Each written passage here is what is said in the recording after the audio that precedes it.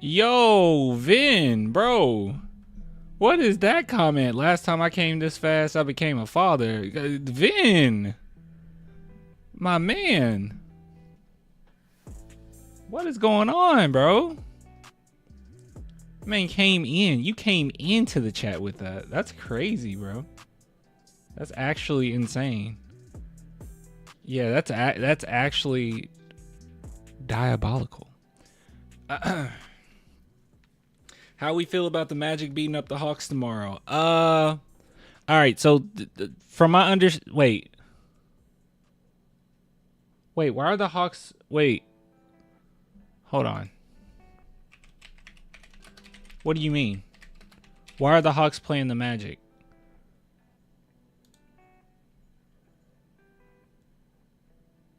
Okay, give me a bracket. What is this? What does this mean? Okay. Okay.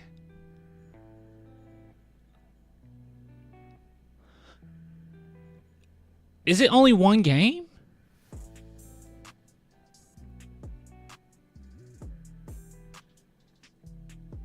I am so if they lose,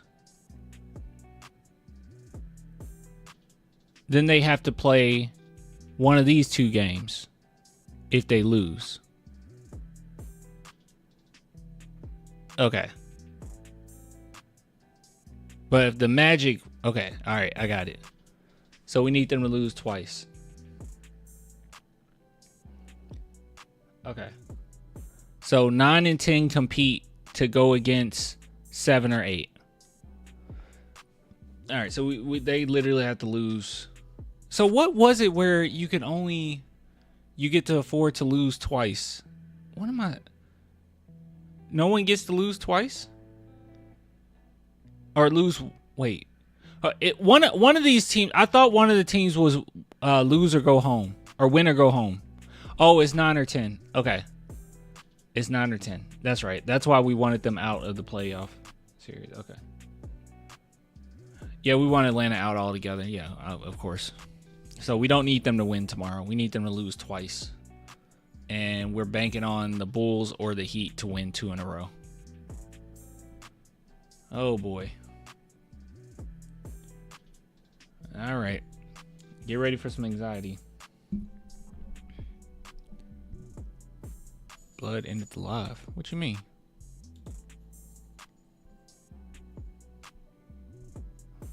Live's still here.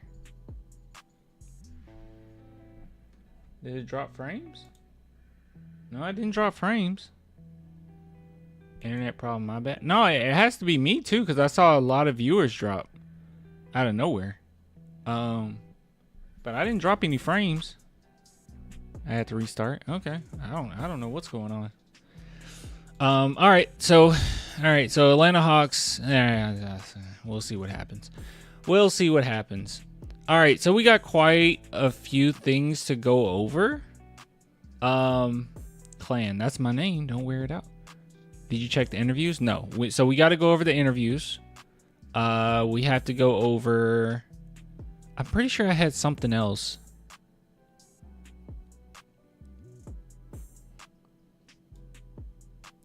What is this?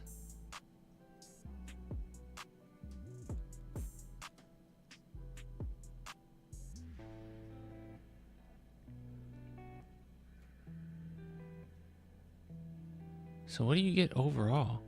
So here's some report cards. What's the over? Do you get an overall? Oh, somebody tagged me in this. Wait, how many report cards do they have? Oh, they done quite a few. Okay. So there's no overall.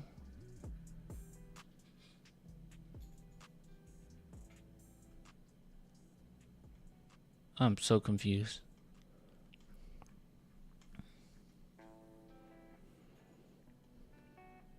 All right, it's quite a bit here. Oh my goodness. There's like some crazy point. Oh my goodness. Thanks, Chris. Thanks for the 20 piece. Thanks, dude. Last playoffs without San Antonio. Absolutely. Okay. If everyone is healthy going into next season, there's no reason we shouldn't be in the playoffs. All right, let's see. Did we get any other players? Because I want... It's weird that they did Sohan.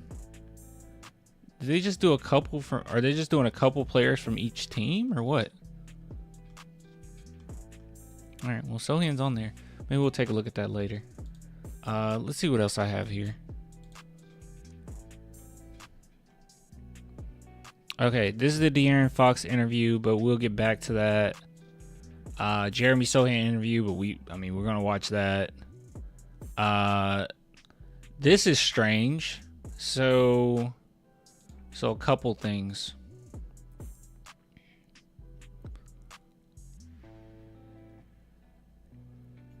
Couple things.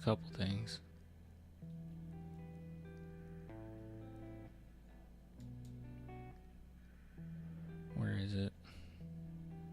Here it is.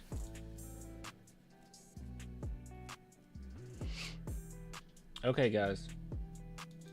All right, so before we get into all the other things that we want to get into, there's a couple new bits of news that I wanted to bring to your attention, okay? That could very well pertain to the San Antonio Spurs. So first and foremost, all right, we're going to talk about a player. We're going to talk about a coach. So we'll start with the player. So apparently, Bradley Beal, his name is being brought up with the Spurs. I don't quite... Well, I know how to feel about this, but I don't quite know why. So the Heat, Nuggets, Spurs, and Warriors are among the teams that could pursue Bradley Beal if the Suns buy out his max contract. So obviously, that is a plus, than buying out that max contract. And maybe we can get him for a smaller deal. I know that a lot of players just in general want to come to the San Antonio Spurs. I'll be completely transparent with you, though. I haven't really kept up with Bradley Beal like that. I feel like a big chunk of the criticism was how much he was being paid, which I think rightfully so in this scenario, right? I think it's a little overblown with the Devin Vassell stuff, but this is an actual bad contract. But I don't really see how Bradley, at least I haven't watched him for a couple years. I'll be transparent. But I don't really see how his play style fits with the Spurs. So how do you guys feel about this?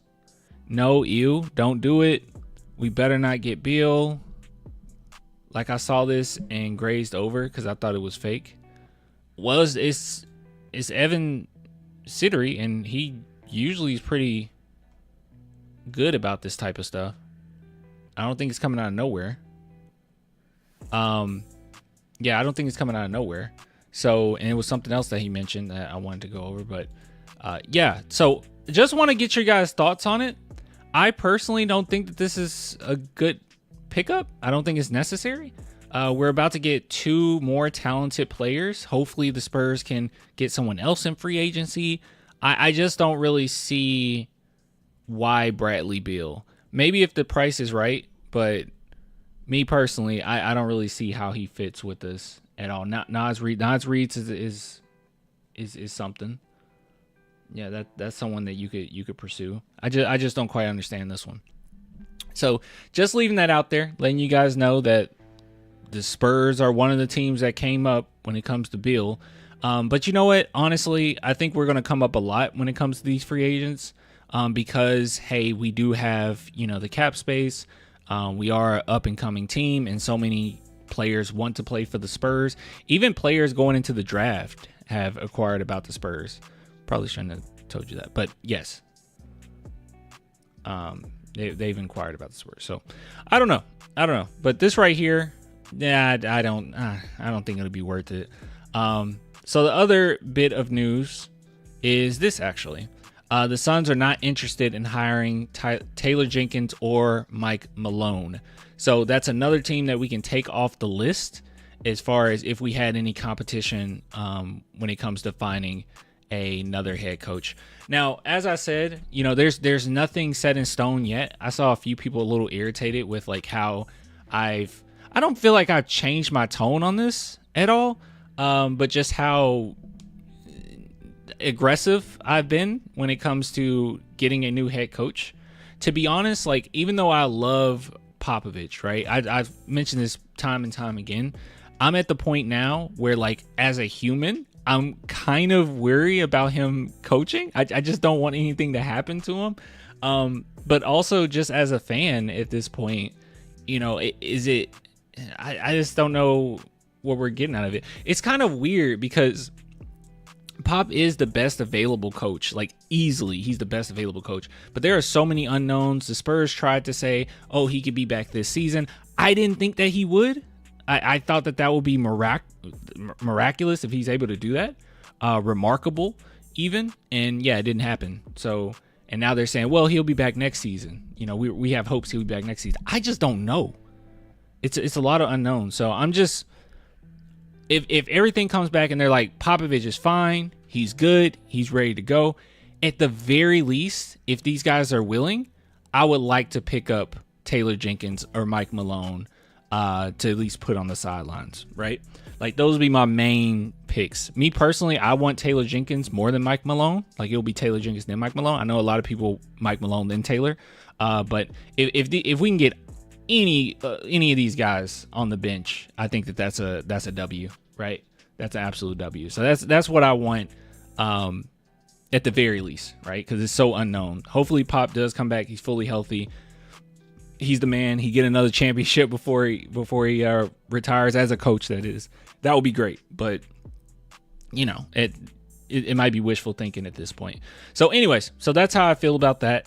So it looks like Taylor Jenkins and Mike Malone could very well be on the board. A team that got rid of a coach and you're wondering, oh, are they trying to get? No, apparently not. So we'll wait and see on that. Now there's one coach that I didn't mention, and I wanted to know your guys' thoughts on this as well. So Coach Budenholzer, he was just let go, right? So Phoenix Suns looking for a coach. They just let go of Mike Budenholzer. A lot of people are just a quick no. Some people are like, okay, Coach Bud, I remember him. He's good. And other people are like, maybe coming off the bench as an assistant coach. Me personally, this is like a third tier down, right? As far as the coaches that I will want. No offense to Budenholzer. Like, I think that he is a fine coach. And sure enough, you know, it could very well just be that his teams just didn't necessarily resonate with him, right? But I just think Tyler Jenkins and Mike Malone are a little bit of a stronger presence than Coach Bud. And I think that they will be a little bit more of an impactful coach than Budenholzer would be. Now, with that being said, in today's NBA, having a legendary coach like Popovich isn't even necessary for you to win a championship. But I think it is necessary to have a phenomenal coach if you're going to be a dynasty, no matter how much talent you have, right? So you can get away with getting a championship, maybe even two, but becoming a dynasty, which is what the Spurs want, you need a great coach. Like, you're not going to be able to just stumble upon that, right? You need someone to be a great coach. Through and through, no matter what. So, there hasn't been any dynasty coach that wasn't a great coach, in my opinion. Mike Malone is better. Yeah, I think Mike Malone is better. But, or are you trying to say better than Taylor Jenkins? My personal favorites would be, technically, it will be Messina, but that's not going to happen. But yeah, it will be Taylor Jenkins, then Mike Malone, then Budenholzer in that order. Actually, maybe after Budenholzer would be Mike Brown. Like, I feel like that's another step down, but you know, people probably don't agree with that.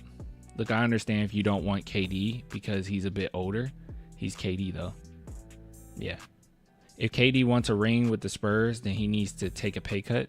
Yeah, there's also been a lot of, I didn't have that up, but there also been a lot of rumors about KD potentially coming to the Spurs, or at least it's nothing set in stone. It was just around the time where it was trade deadline, he told some destinations that he wanted to go, and the Spurs were on the list. It was like 5 teams total, so I'm gonna take it with a grain of salt, right?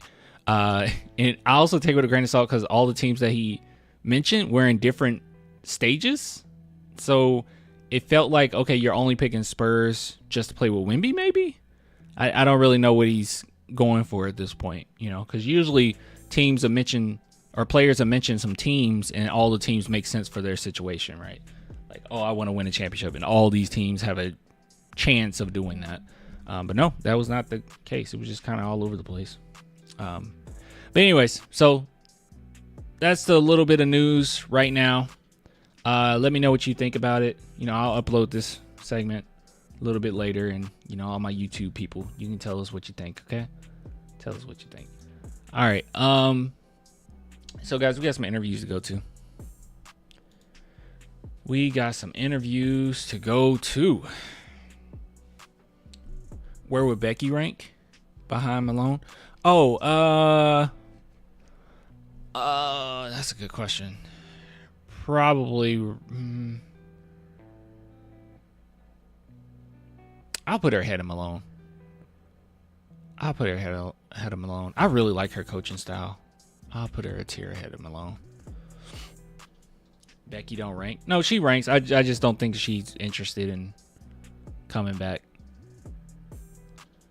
All right. So it's been a long. Oh my goodness, we got a lot. Okay. These are long, y'all. These are actually genuinely really long.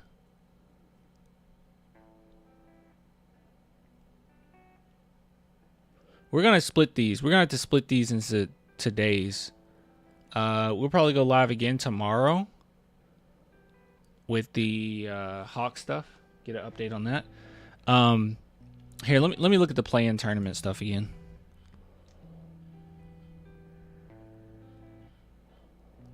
They don't have a... What's the date? It's 15th to 18th? It doesn't matter. We can go live whenever we want. Who cares? Let's go over two of these. We'll split them up. We'll go over two of these. And then... maybe tomorrow night we'll go over two more.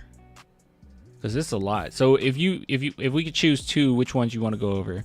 Vic is on the list, right? Vic and Jeremy, maybe? Watch Wemby and Fox? Wemby and Fox? Okay. Becky is a pipe dream. Y'all crazy. She can't coach men. What? Why can't Becky coach men? There's actually no like good like you don't have a good answer for that. There's nothing you can say.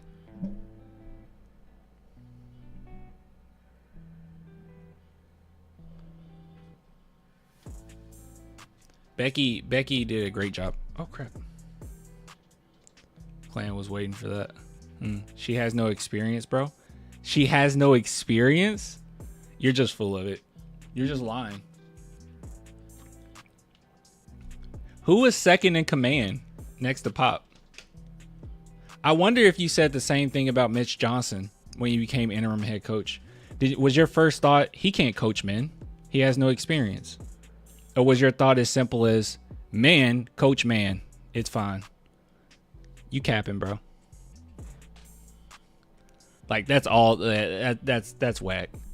She has no experience. Say it with your chest. So why would she get the best coaching job in the NBA and she can't even coach anyone else, bro? What do you even talk? So why would she get the best coaching job in the NBA and she can't even coach anyone else, bro? Well, I don't know what you're talking about. Are you trying to make the argument that because she didn't get an NBA coaching job in the NBA, she can't coach in the NBA? Why doesn't any other NBA team consider her? Probably because of the sexism that you just spewed, that women can't coach men, just to be real. That's probably why. That's literally probably why. Because when I saw her coach the Spurs, I thought she did a pretty good job, honestly. I thought she did a pretty good job. Just being real. All right? I'll say it with my chest. Just being honest with you. That's probably why. That's probably why they didn't hire her. She did a good job. But Becky coached that summer league team to the championship that one year. Yeah, but she has no experience. Don't come up here. Don't you jump up here.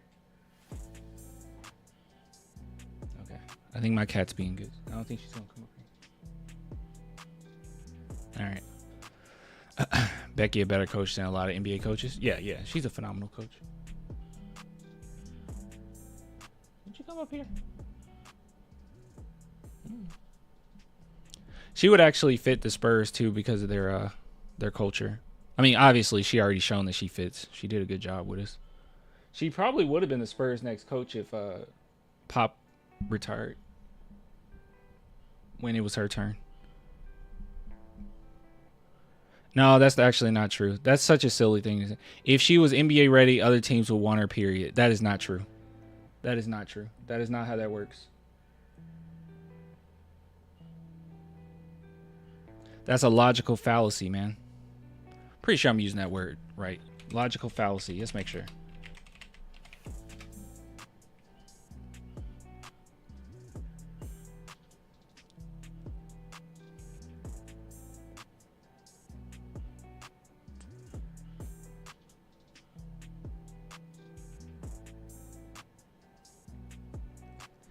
A logical fallacy is an error in reasoning or argumentation that makes an argument invalid or weak.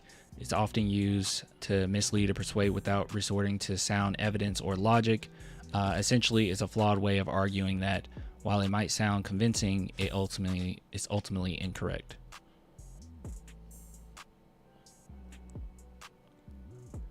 It's like you're saying it's this way, therefore it's this way. I don't know. It's just kind of circular.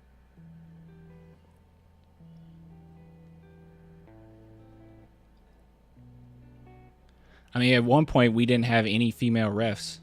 You could have said it back then too. Oh, female refs just can't ref the game because, you know, if they could, then they would have a job as referees. Like, that's so silly. Like, that's such a dumb argument. If you can actually tell us why she's not qualified to be an NBA coach, then that would be great. But just straight up just saying, oh, you know, she can't because no one wants her. That's stupid, bro. Would love for Becky or Malone to coach us next. I don't think Becky's coming. I mean, she won some championships. She's cooling right now. I would rather Taylor Jenkins and then Becky than Malone, but I'm not putting Becky on the list because I don't even think she's available. Because Messina was be on my list too, but you know.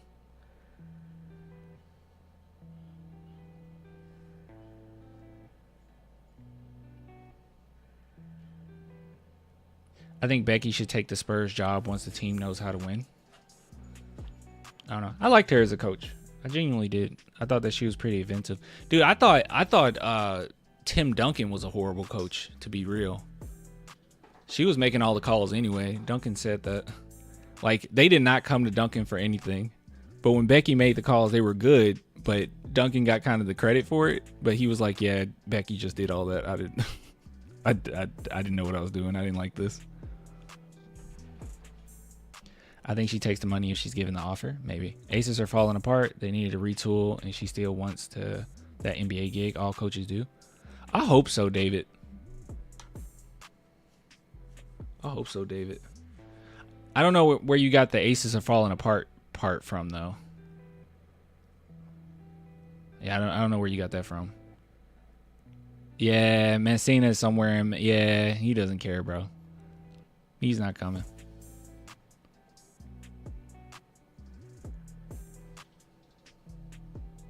Strawman gave equivalency, homonym, etc. Messina ain't that good. Relax.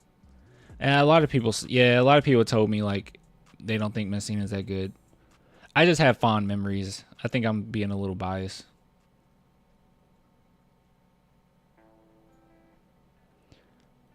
How did we come to this? Weren't we doing interviews? Yeah. Jenkins is my favorite available option. I'm with you. That's how I feel. All right, you guys ready? Let's dive into it. All right, so you guys wanted to see Wemby and Fox. You ask, I shall supply. We'll start with Victor Wembanyama. Let's just go over Victor Wembanyama. Let's see what he had to say. I have not watched any of this, okay? The only thing I've seen is a few quotes which they were some banger quotes from Jeremy Sohan, but I have not watched any of these interviews. So these are a lot, and they're kind of lengthy, especially when we're doing reactions. So we're going to split it, okay? We'll do these 2 today, catch another live stream, and then we'll do a few more. And yeah, we'll just split those up, you know, amongst the next few days. So Victor Wembanyama.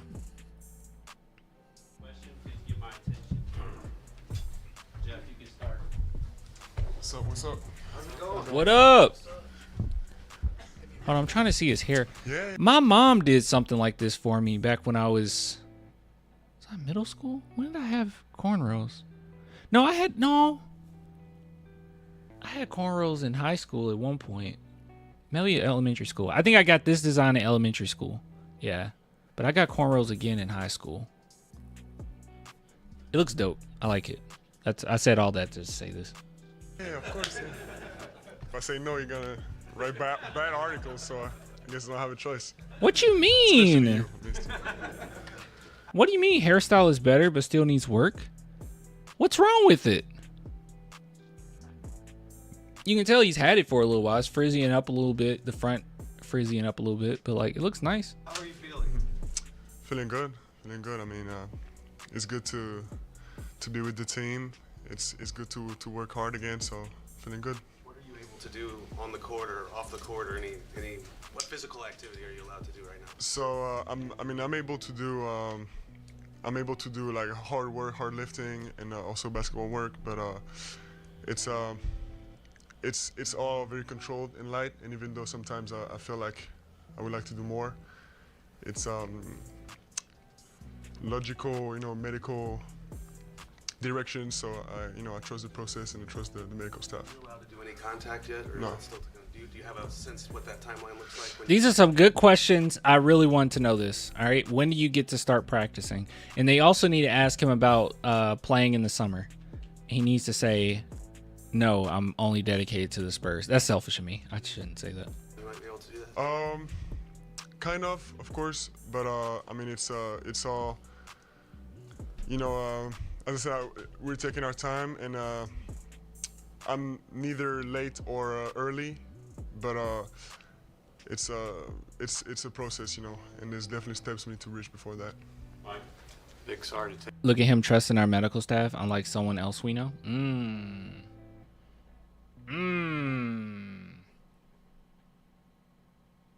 I think he's talking to you. I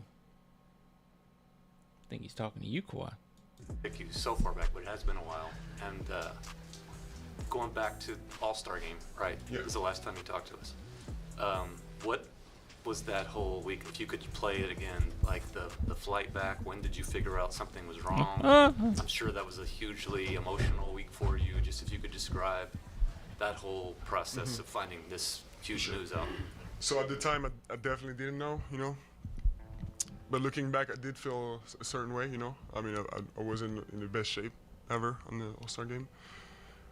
But, of course, it's... He was tired a lot, y'all. We brought this up quite a bit. We were like, he is tired a lot. And we knew it was a problem last season. But this season, it really did show by All-Star break. I was like, he can't be out there for more than like a minute.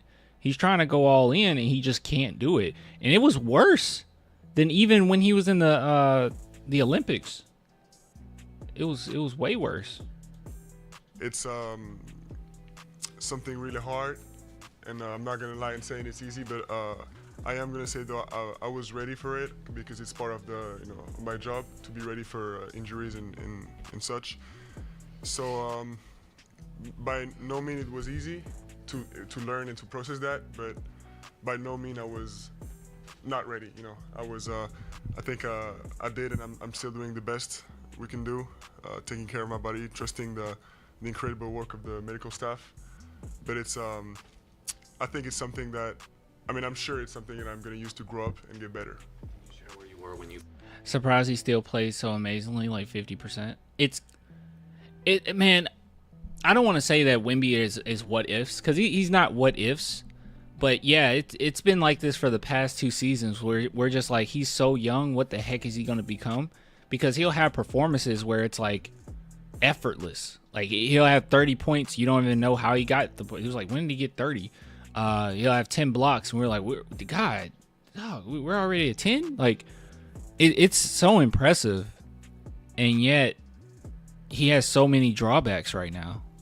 You know, with the blood clot, obviously his age, not having really a go-to move yet. There's a lot of drawbacks, conditioning, the strength, but he's still so good. I would say, you know, this is kind of crazy. Okay. I will say the peak of which we've seen Vic so far, if he were to just stay at the peak that we've seen thus far, let's just take his best game of his career thus far, and he just stayed there, I still think that that's championship worthy. Like maybe he can't be someone you fully lean on, right? You'll have to bring some veterans, some guys that can finish the game, you know, better conditioning and all of that. But I still think that is someone you could still win a championship with, which is crazy. I don't think that he's at the point where he could just put the whole team on his back, right? We're not looking at 03 Duncan here, but he's definitely super talented to the point where you can probably win a championship without, you know, without him being at his career peak or his upcoming peak. Sorry, I was reading a comment. I got distracted. You found out exactly what was wrong. No. Anybody else? I know the season obviously didn't end the way you wanted to. Just talking about that, but just when you look at the season, when you look at it, take us through your thoughts on your year, a second year here in the NBA. Looking back, I mean, a lot happened, you know, a lot unexpected, of course. Whether it's, of course, my stop in the season, or even Pop, you know, learning what happened to him. It's stuff like this. But looking back, there's some great memories. I'm thinking about the Christmas game in New York, and that whole trip, the Paris games, you know.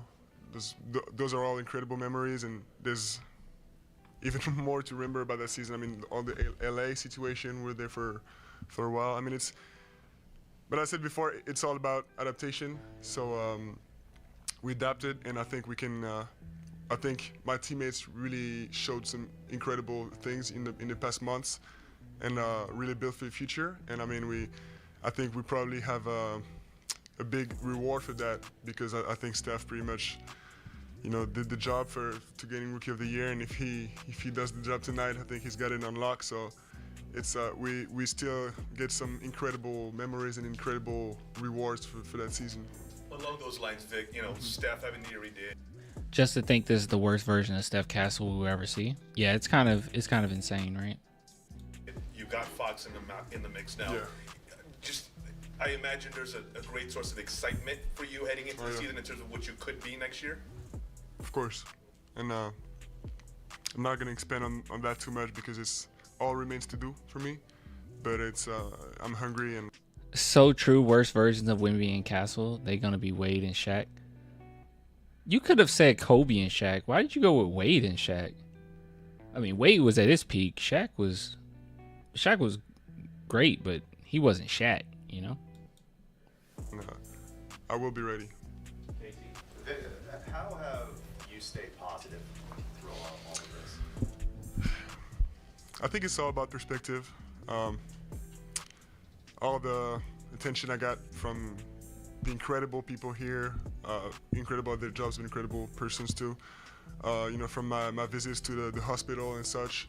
Because Wade was good at getting the line, like Steph. Okay, I actually don't know Kobe's numbers compared to Wade getting to the line.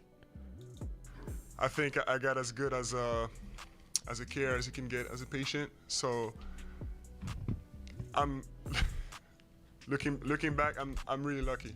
This happens, but all of us in that room, all of us in the league, we do with what we get. We do with what we're blessed with, and I'm still in the 1% luckiest people. So I got nothing to complain about, you know. And it's a really slight setback. Victor, two questions. One, you just said care as a patient. Does that indicate that you had surgery, or are you talking broadly? I thought they say he did. You know, it's there's many more things than surgery when you go to the hospital for a blood clot. So I'm not gonna expand on my medical record, but it's I definitely did some visits to the hospital and to the doctors and to the specialists of all kind. The other question is just about the job Mitch did, and there's a lot of uncertainty right now, waiting, you know, rightfully so for Pop to make a decision. But do you need to know what's your mindset? As He's not worried about. He's not thinking of. I don't think he's. Do you need to know? He knows Pop is a legend. He's not thinking about that. We'll see what he says, but I don't think he's worried about that. I mean, it's, you know, I trust the organization. I trust Pop to make all he can to come back, to get his energy back, and I also trust Mitch to grow into that role. So it's, you know, I think we're in good hands. We're supporting each other all throughout the organization. So I don't know. As Pop said, all you need is good guys. So when you're creating a team, when you're getting the right guys in the front office, when you're getting right coaches, they just all have to be good guys. You know, have a certain character, have that Spurs culture, and it can all just come together that way. So yeah, so that's why he's not worried. Great culture. It's something I'm ready for anything, and I know the organization will do the good decisions. Right here, Matt. As you've had this So I checked in on the free throw stuff between Kobe and Wade, and yeah, I guess when Kobe was playing with Shaq, he didn't get to the line as often, which makes sense. Not as often as Wade did, but Kobe definitely got to the line a lot. Like, we got about 10 free throw attempts by 2005, 2006. And isn't that the year that Wade won his championship in 06? Yeah, and they were averaging basically the same free throw attempts that year. So yeah, Kobe got to the line just as much as Wade. chance to sit back, what have you seen from your teammates, the people that theoretically are going to be around you for a while? I've seen some energy in the court and dedication. By the way, Wemby isn't lying. Okay, so like when Wemby says he trusts the medical staff, he trusts the front office, he trusts. We watch all of the press conferences with him. We pay attention to all the off the court stuff as we can. We pay attention to just everything that he says. He is very blunt, right? I will say this: I think he's had a few issues with Mitch Johnson. Not like arguments or anything like that, or fighting with him, but as far as in-game adjustments, he's brought up how that has been an issue. So it's not like he's just always been everything's perfect, everything's great. So I do take his word for it when he says that he trusts the organization. And even in this small segment, when he talked about the future of our coaching situation, he even said, well, I have faith that Mitch Johnson will grow into that role, right? So like, he's not saying he's a great coach. He's not lying about anything. I think these are all his true thoughts.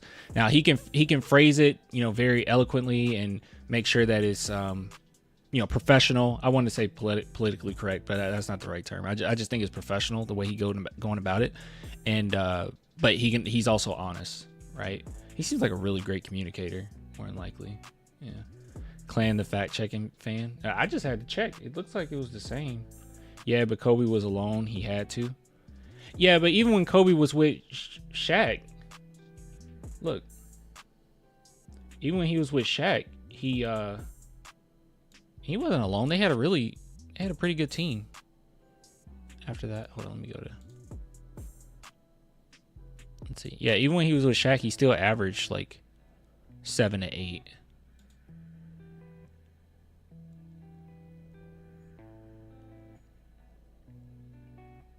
As far as career averages, actually, funny enough, as far as career averages, Kobe Bryant averaged more. He got to the line more often than Wade.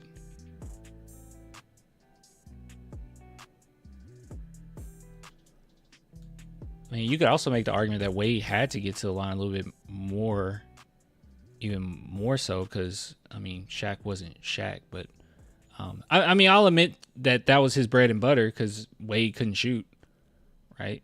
Like he couldn't shoot at all. He couldn't shoot threes. So he had to. But the fact that Kobe did have a pretty decent outside shot, for that time. Early on in his career, I mean, it was pretty rough.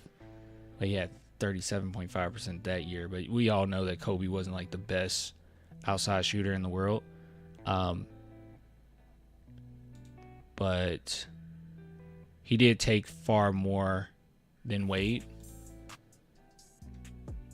So for him to take more outside shots and still be pretty close as far as free throw attempts, I think we could say that they both were getting to the line quite often. Maybe even more impressive by Kobe, to be real.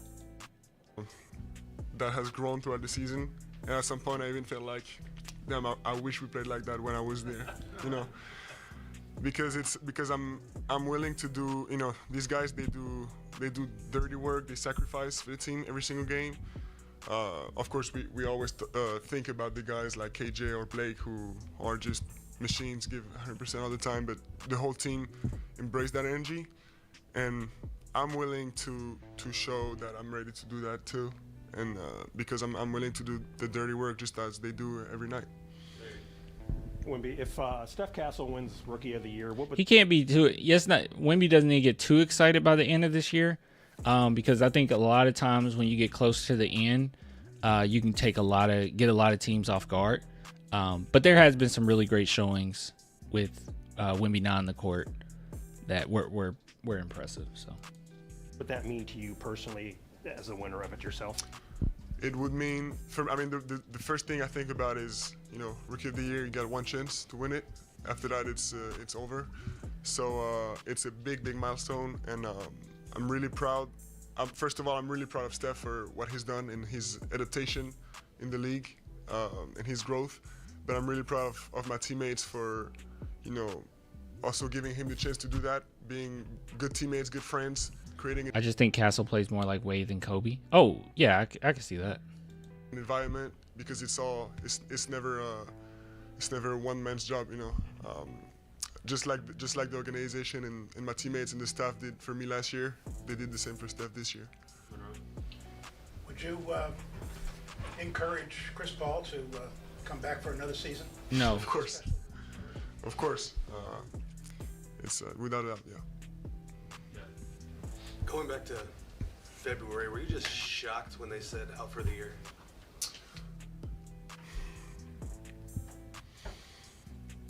Was I?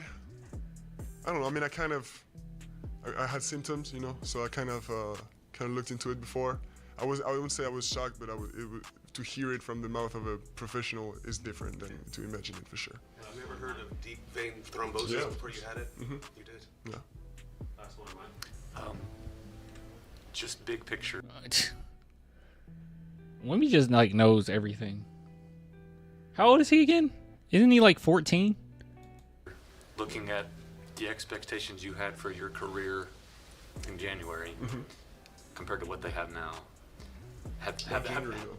What's that? Why January? But before this happened. Okay. I'm saying, but before you found out. Okay, yeah. Did you have to readjust your expectations for your life or your career at all, or is No, definitely not. I mean, I know it's I'm over with this problem, and more than being over.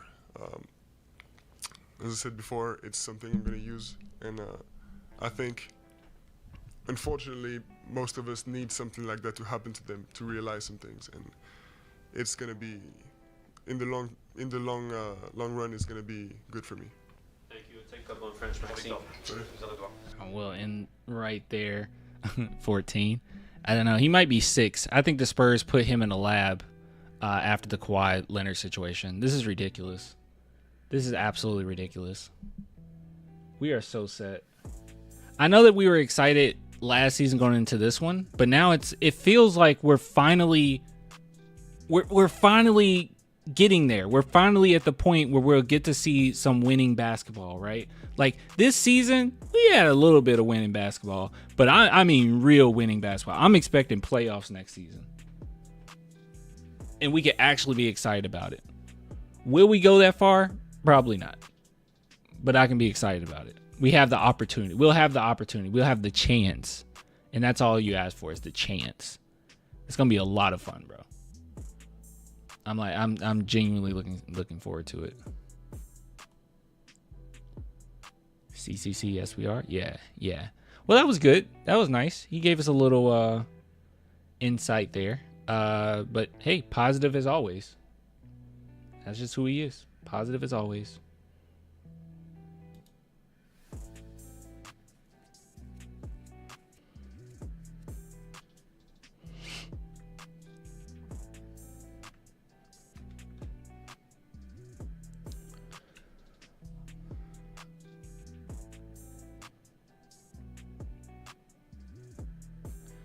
I'll be moving during next season. I hope I'm in a state where I can watch the games. I've been blessed so far, so we'll see. I mean, if you can't, then stream East, my boy. Did you listen to De'Aaron Fox's? No, we about to though. De'Aaron Fox has been pretty great. We looked at his podcast he was on, and that was pretty awesome. All right, we'll watch this one, and then we'll get out of here. And then next time, we'll go through Jeremy, Castle, Chris, maybe even Devin. All right, chat. Before we even get started, I want to say this, okay? This look is good. Okay? This is what I want. I like that minimalist look. Nothing standing out too much, right? The jewelry complements the fit. The fit complements the jewelry. It's just perfect, right? You got the statement pieces.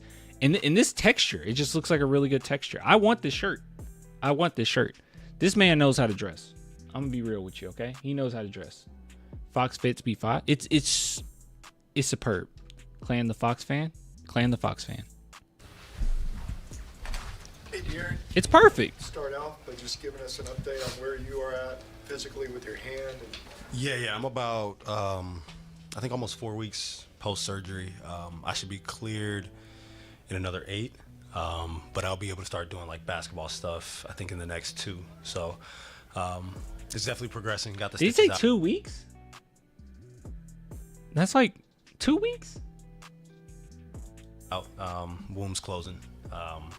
Trying to keep it as straight as possible for the time being. I wear a splint all the time now, but I feel good. It doesn't really hurt as much anymore, unless you obviously just squeeze it or something, but I'm in a good place. Just doing a lot of cardio, I guess. Yeah, like I'm able to lift, but obviously, with the pulling, I can't really grab or do anything like that just yet, so I'm not pulling. But as far as like legs and doing cardio and stuff like that, I've been able to work out for the past about week and a half since the womb started closing, and I could start to sweat. When you go back to the trade and your expectations for what you were getting into here, kind of a couple months later, how has that evolved, or what's the outlook look like now? Why would it change? That's one thing that I saw people talking about on Twitter after like things started going down, like okay, the Wemby Clyde and everything. It was mostly Kings fans. Maybe it wasn't a lot of Spurs fans. I think it was mostly Kings fans, and they were just like, oh, I bet he really regret his decision now. What are we even talking about? I'm sorry, I didn't know Fox came to the San Antonio Spurs with hopes to win a championship this year. It like win or bust. I was not aware that that's why he wanted to come to our organization, so he could win this year. Such a silly take. Even next year, right? Like, I'm pretty sure Fox knows this is a young team. It's gonna be a lot of my shoulders. I have a huge responsibility to help these guys learn how to win. Like, that could take a couple seasons. What are we even talking about? Obviously, he wants to stay. Like, yeah, he regrets it. He came and Wemby can't play. Now he regrets everything. That's so stupid. I mean, during that time, like, obviously, we wanted to make a push. But unforeseen circumstances happen, things happen. In this league, things happen all the time. So you always have to, expect the unexpected, and those things happen. So we decided to have surgery and not wait till, after the season, which is great because we should be cleared. Me and Vic should be cleared around the same time, so we'd be able to get together during the summer. Hold on. Let's play that again for the people in the back. We should be cleared. Me and Vic should be cleared around the same time, so we'd be able to, which is great because we should be cleared. Me and Vic should be cleared around the same time, so we'd be able to get together during the summer and be able to work. We should be cleared. Me and Vic should be cleared around the same time, so we'd be able to get together during the summer and be able to work with each other.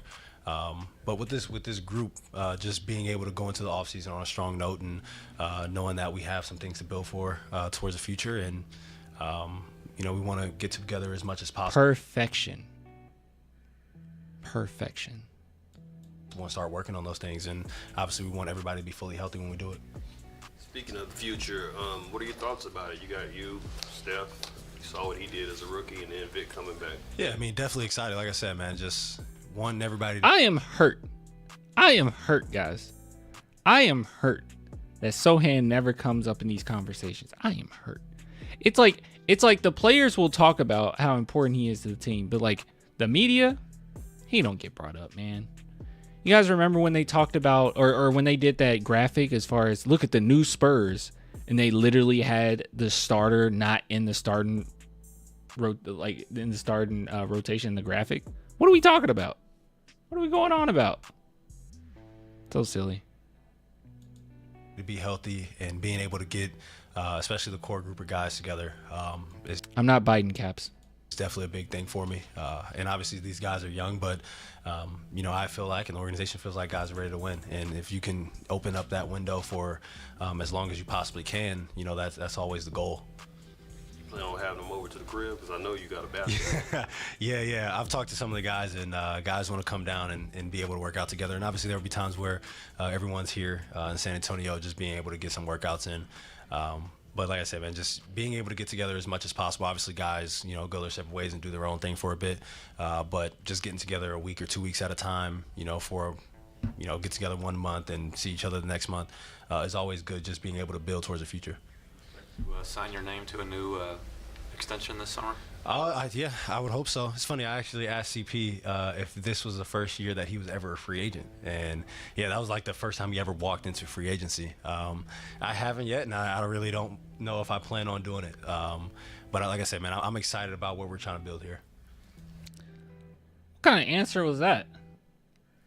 He said, yeah, I really want to. I don't know if I'll do it. I'm really excited for the future here. What? You don't know you'll do it. Of course you know you'll do it. Right? What are you talking about? He's staying. Don't worry, y'all. It was like the first time he ever walked into free agency. I haven't yet, and I really don't know if I plan on doing it. But like I said, man, I'm excited about what we're trying to build here. Chris, is that on Twitter? The Kevin O'Connor thing? And if it is, tell me his handle. All right, we'll save that for the next live stream. Victor said, in a sense, that even over the last couple of months, that he's almost been jealous about the way the team's been playing. It's fun. What's been maybe different, or what have they been doing well that would make him say something like that? I mean, I think whenever you have your best players out, guys are stepping up. Obviously, Do you know what? I guess maybe he put it in chapters. You said it's on YouTube, Yahoo Sports. Okay. We have two guys who are really good. Chris, be in the live stream. Next time I go live, I'll be live tomorrow. Be in the live stream and remind us to go over that. Isolation players, but when those guys aren't out there, you have to find other ways to generate baskets. And I think that's what he means by that. But as a team, and I mean, obviously, as this organization, people have seen, and we talked about the record earlier this year with 20 assists for 200 games in a row or whatever it is. You enjoy the play that way, and even when your best players are out there, you want that to continue to happen. Obviously, there will be times where you have to give it to your best player, and that guy has to go get a bucket. But if you can, move the ball as much as possible and try to generate as many open looks as possible, that's a fun brand of basketball to play. Seeing from Devin, and what would you tell him in terms of how he can get to that next level? Yeah, I mean, with Dev, obviously, get to that next level. Okay, can I be transparent? I don't think there is a next level for Devin. I think that there's a better Devin, but I think that better Devin is the year before this one. I think that better Devin is last year. I don't think that there is a. I could be wrong. I just don't think there's a next level for Vassell. This is a down year, but I think we know what he is at this point, and he's a really good, talented scorer, decent defender. That's more than likely going to be a third or fourth option, scoring option. In any given night, that can fluctuate, right? I think consistently he'll be probably the fourth scoring option, but any given night, he could be your first. He could be your second. Just depends. I think we'll probably get maybe like 10 to 15 situations during the year where he does bump up to 1 or 2, just how hot he is during those games. But overall, more than likely, I think that he'll be our fourth scoring option, a really good one. But with that being said, I don't think there is a next level. Obviously, I don't think anyone would think that. I don't think the players would think that. But just watching him, I don't really know what's the next level for Devin. A lot of the stuff with him is kind of mental. Like, he get in his own head, starts to get a little unconfident, doesn't be as aggressive. Like, usually tendencies like that don't just change throughout your career. Like, yes, Derek White did get more confident as time went on, but as far as like how he plays, he always kind of played the same, right? Like, his tendencies were always the same. It's always there. And Devin Vassell's tendencies are sometimes to not attack the rim. I don't think that goes away. Even when he's locked in, a lot of times that's not his tendency, is to attack the rim or, draw fouls or anything like that. So I just think he is what he is, Clan Vassell's next level may be consistency, but I highly doubt it. I mean, I just think his next level was last year. That was a really good level. Like, yeah. A next level Devin is better shot creation. I don't know. I feel like he kind of maxed it out, but I could be wrong. Which is fine. He's really good. This is not like a get rid of Devin Vassell argument, but anyways. Bringing me in, that definitely takes the ball out of your hands at times. And, I mean, that is what it is. That's the nature of this business. But with that being said, when I got here, I told him, I'm like, bro, you're never going to get the best defender, like, when I'm on the court, regardless of how I'm playing. So, for him, I think it makes it a little bit easier. Obviously, he's not going to have the ball in his hand as much as he did, previous 4 or 5 years. But for him, like, getting a weaker defender and then being able to play off of closeouts, I feel like makes the game easier. And I told him, it's kind of crazy how, like, honest Fox and Wemby is. I think Fox even more so than Wemby. But Fox even showed this when he was getting ready to leave the Kings, like how frustrated he was with everything. This is why what's kind of cool about this team, it might be a little scary as well, but, if you want to just close your ears, you can do that. But one thing that's pretty great is that De'Aaron Fox and Wemby will have a good vibe just by watching these press conferences of how the team is doing, or at the very least how they feel about the team. The only like I said in another segment, the only controversial thing that we had this season was Wemby saying that he didn't think that we made adjustments, in-game adjustments well, which we did not. And that was a criticism, kind of a direct criticism of the coaching staff. Like, it was very obvious, even though he ended up kind of coming back on it saying, well, I need to do better. I personally do better. Yeah, you personally do better, but it's very obvious what you're talking about. Like, you're talking about the coaching staff not doing what they need to do. So we'll have a pretty good idea of where the team is mentally just from their press conferences, because they don't hide it well, right? They're both very smart. Yeah. So in is chill. Wesley needs gone. Wait, what? What? Oh, you want to get rid of Wesley? Where'd that come from? Yeah. That and the game where he had 38. Yeah, Devin also didn't have a real offseason last offseason because of the foot injury. Yeah, and that he had to adjust to that. I just think the best version of Devin is just last year, right? That's his. That might end up being his peak, but obviously he's not in his prime yet, so that can change. Improving his confidence will always be a good thing. It will always be a good thing, but his tendencies, that's not going to change. I think he's going to always lean towards being an outside shooter. I think it was. That's what he did. Like, nothing was complicated. Obviously, there were times that he did take tough shots, but that's because he was hot. Everything else was him playing off closeouts, him catch and shoot.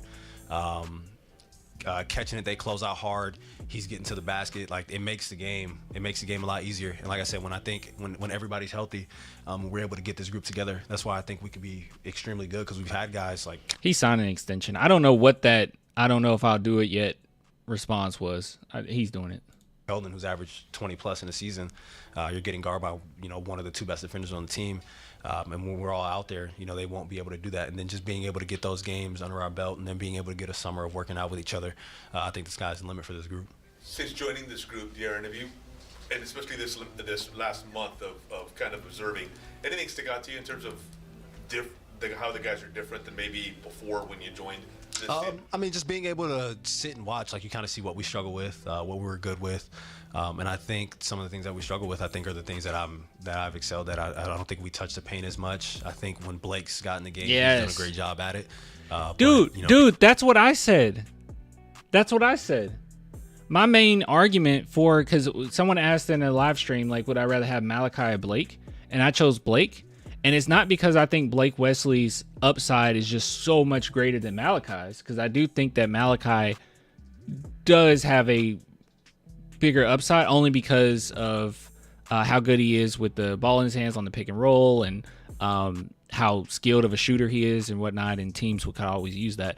But as far as this team is considered, I think that the Spurs are going to be a faster paced team going forward. And I think that he fits that mold perfectly coming off the bench. Even if it's for like 10, 12 minutes, I think that you don't lose too much if he's coming in, going against another second unit. He's going to keep the energy. He's going to play good defense. He's fast. And he can keep that tempo up. And he gets to the rim. So I love the fact that De'Aaron Fox actually noticed it, or at least brought it up. That's what I thought. And I think some of the things that we struggle with, I think, are the things that I've excelled at. You want CP3 back? Yes. Kind of. I don't think it's a necessity, but I don't think it hurts either, if that makes sense. The only thing that worries me is if they like force him starting. If he has to start, I don't want him back, to be honest. Fox starting with CP3 was horrible. It was just dumb to me. Their two play styles are just way too different. It was just ugly. Like, let De'Aaron Fox run point guard, and I don't want to see CP3 as shooting guard. So, yeah, if he can be in the second unit, we're good. Of course, I want him back. But if he has to start, if they make that promise again, I'm good, bro. I don't think we touch the paint as much. I think when Blake's got in the game, he's done a great job at it. But people have to evolve and learning the game. And I think that's the beauty of where we are. Will Blake's ceiling be Fox? Blake Wesley will not be as good of a player as Fox. I don't think his ceiling is Fox. That's a pretty high ceiling. As a team, I think we have a lot of guys who are extremely talented, but we have a lot of guys who are still, learning NBA basketball. So that's a great thing it's always great to work with people who are talented, who are also willing to learn. And I think that's what this bringing back Barnes is a good idea. Group has. You mentioned an offseason together. You're looking forward to an offseason with an actual offseason with Victor? Oh, for sure. Yeah, definitely. I mean, coming to a team in the middle of the season, obviously you kind of know what guys do, but you haven't been. Yeah. He has another. It was just question whether or not the Spurs would trade Barnes, but I don't think they would, because he's always wanted to play for the Spurs, and Spurs always wanted him. Like, the Spurs have wanted Barnes for years now. Like, it just never was able to happen. But they've been trying to get him for years. I doubt that they just, let this opportunity slip, especially after that huge game winner. That was pretty nice. And, in it or around the guys just yet. And just being able to be around them for the last few months, getting to know guys and really understanding guys' personalities, what they like. Yeah, he is. Barnes is one of the most perfect fits imaginable. He really is. Because if you need, I won't say this, with my whole chest, okay? But a lot of times, if you need him to take over or you need him to attack mismatch, he could do it. He could do it with ease. But he can also just kind of fit into an offense, right? He can be there, but he's never not present. I never saw him just completely disappear. There's been games where he hasn't played as well as maybe you'd hope, but he's never just fully disappeared. He is 100% in it all the time. There's not many mental lapses. There's very few, Actually, chat, are there any players on our team that you feel like have like major mental lapses? Like, I know Keldon does, but that's always been a tendency. Maybe Vassell, but I don't even think Vassell has that many mental lapses. Yeah, so dude, Caps, dude, I'm not biting, bro. You gonna say that every time? Charles Bassey? Okay, Charles Bassey. I can see that. Keldon Wesley? Okay. I would say Malachi, but I feel like that's old news. That would have been like, I haven't seen it. Julian. Yeah, Julian. Okay, so those would probably be the ones. Keldon, Julian, Bassey. Okay. Maybe Wesley. I haven't seen Wesley have a lot of... No, he does. He makes some mistakes. Julian is probably the biggest one of the group, though, that has mental lapses, which is fine with his salary, right? like he outplays his salary often, so it's okay. Like to do, and then seeing them on the court every single day is a lot different than just watching guys on film. Specifically with Victor, in terms of being able to work with him and. Oh yeah, definitely. I mean, we want to be, the best pick and roll combo in the league. Like I said, we have two guys who are extremely dynamic, can pick and choose our spots whenever we want, and if you're able to really put together that type of combination, I feel like it's going to be a hard thing to stop. So having this summer to be able to work together is definitely good. You're going to be a big recruiter in terms of free agency. Do you think that's needed on this team now? Yeah, I mean, like I said, whenever you have a core group of guys that you want to build around. Would you say Harrison Barnes is how Rudy Gay was for us? No, I think Harrison Barnes is better for us than Rudy. Like Rudy Gay did his thing, and I think that he actually shined more when Kawhi walked away, right? Because we really relied on him, especially in the playoffs. Like, we needed him to score. But sometimes Rudy Gay's play style is just kind of disruptive to what the Spurs would like to do, right? He took so many... It's his bread and butter is how he came up, but he took so many mid-range shots to the point where it was just like, I don't know, you kind of disrupting the offense a little bit. Like, he'll kind of ISO, like, oh, I'm just going to take over. Harrison just fits whatever you got going, right? If you need him, he's there. If he could just be in the offense and be a presence and be in that corner, he can knock him down. Like, I don't know. I just think that he fits a little bit better as a veteran than Rudy did, even though this might be controversial to say. I think at the time that we had Rudy was overall a better player. But, Harrison Barnes, I just think he fits better. Harrison is way better than Rudy for our culture. That too. Rudy was one of those guys where he's a good guy and everything, but he wasn't like the Spurs. You know what I mean? Like, there's certain guys you bring to San Antonio and they'll fit their role. They'll be a professional about it. They'll try their best, but they're not the Spurs. Like, I don't think DeMar DeRozan, even though he was great, he wasn't the Spurs, right? I don't think LA, even though he was great, I don't think he was the Spurs. Richard Jefferson, he was great. He adjusted. He wasn't the Spurs. There's like a few guys where it's like they come to San Antonio and it's like, you should have been here from the beginning, from the get. I think Harrison Barnes is that. Yeah, he's Spurs, bro. Patty Mills. That's another example.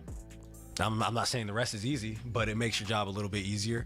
Now, I'm not saying B. Wright's job is easy, but it definitely gives you a stepping stone to help with that. So, yeah, for sure. I mean, we want to build something special here. Obviously.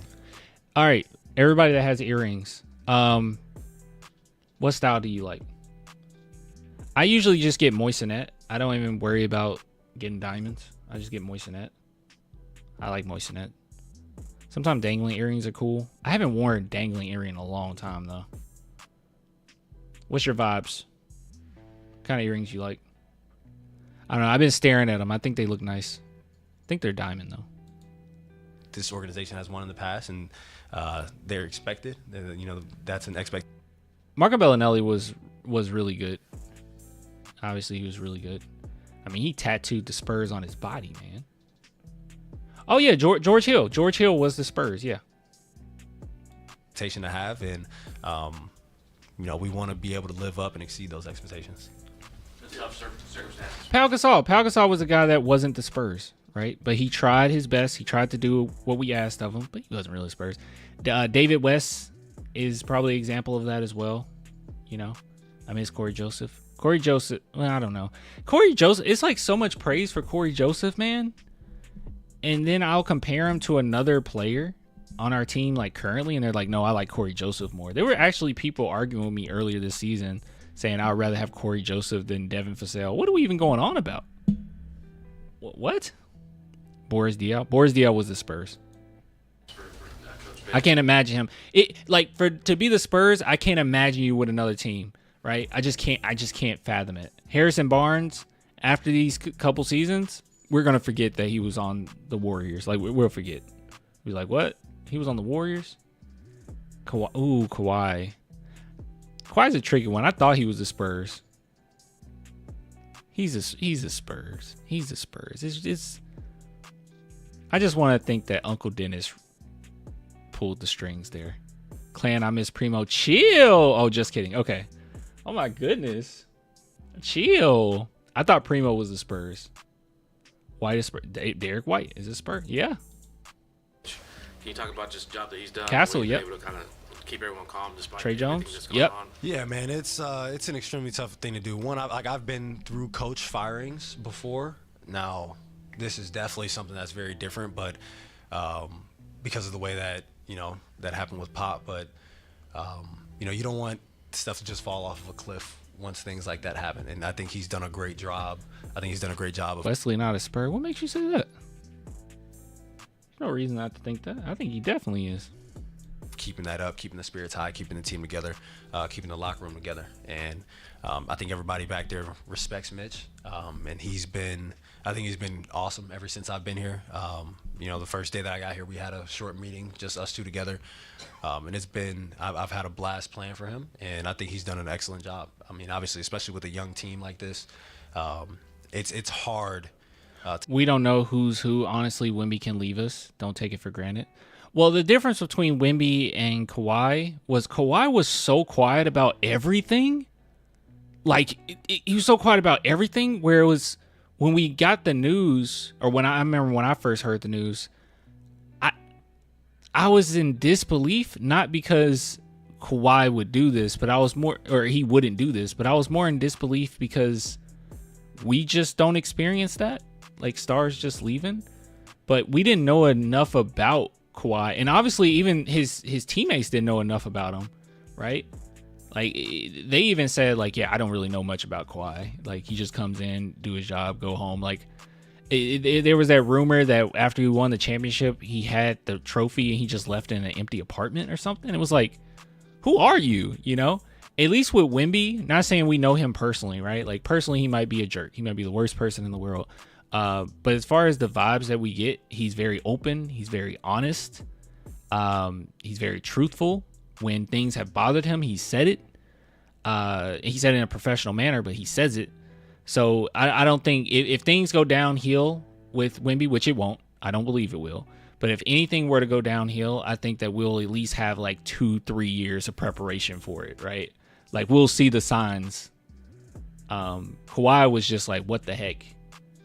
But you're right. I mean, anything can happen, but I don't really get the vibe that we're going to be struggling that much. The amount of effort that the Spurs have been making and the moves that they've been making for Wemby specifically have been phenomenal. Even to the point where you're about to get a new stadium soon, during Wemby's prime, or I think he'll be going into his prime, right? Like, when is the stadium being built, y'all? Do you know? Where it's like going to be a really nice area and shopping centers and all of that. When is that going down? 2030, 2032? Yeah, he'll be entering his prime, right? Like, near his prime? He's like 20 now. So yeah, he might not be in his prime yet, but yeah, it's like perfect timing, right? Like he's aware of everything that the Spurs are doing. And he wants to be with a team. That's the one thing that's really important too. He wants to stay with one team, right? Guys like him, guys like Fox don't actually want to leave. It took a lot for Fox to finally say, okay, guys, All right, you fired my coach. That's the last straw. I got to get out of here, right? And he was with the Kings. But, Wemby's the same type of guy. Unfortunately, with Kawhi, we just had no idea. It's just we didn't know anything about him. To keep that together, 1, through a full season, and 2, when a coach goes down, like that's an extremely hard thing to do. Aaron, are there any bits of wisdom or stories that you'll remember about Chris Paul, Harrison Barnes, and their vet leadership?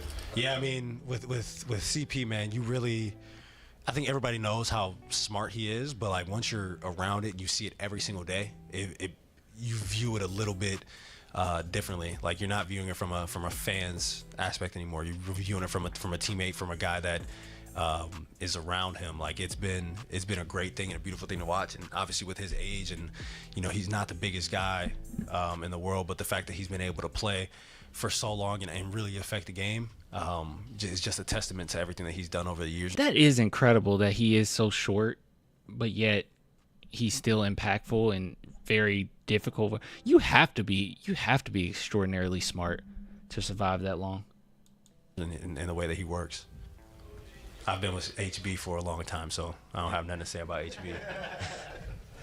Thanks for I appreciate it. All right, what does his necklace say? HB. All right, what does his necklace say? Thanks for I can't tell. I appreciate you. Yeah, I can't tell. It says something. All right. That was good, man. That was a really good press conference. You love to see it. Good stuff. Nothing negative to say. I liked it. I enjoyed that.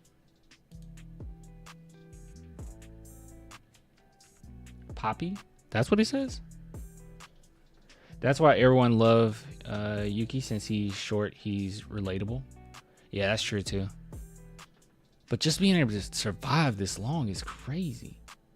And Chris Paul's taller than you. How tall is Yuki?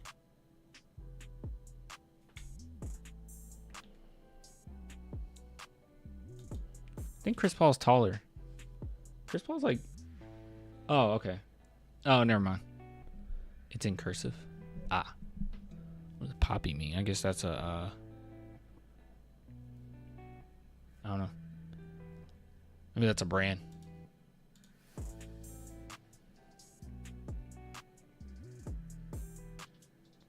I think Yuki 5'9". I don't see how you can be in the NBA 5'9", bro. I'm 6'3", and I would be short in the NBA. Like, isn't that like Steph Curry's height? And he looks like a baby on that court. That's wild.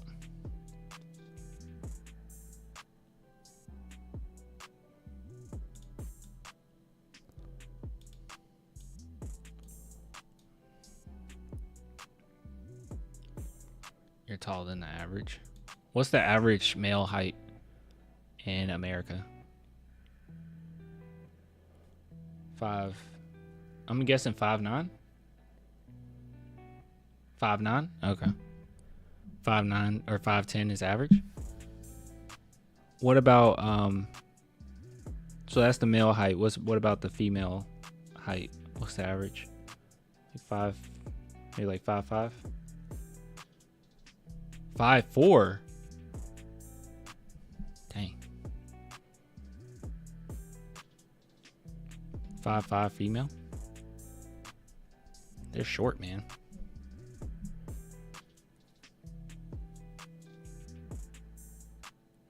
Why did Rudy diss us? No one likes the Spurs. I don't think Rudy dissed us. When he dissed us, my preferred women is 5'7"-ish. I don't think I think a lot of guys, I'm not saying you in particular, Chris, but I think a lot of guys are kind of like insecure when it comes to like the height of a woman. And I'll be honest in saying I never really had that problem. It never really mattered, right? Like my girlfriend, she's 5'9", I think. But like I'm always taller, so I don't know. Maybe I would have that insecurity. I'll have to talk myself out of that though.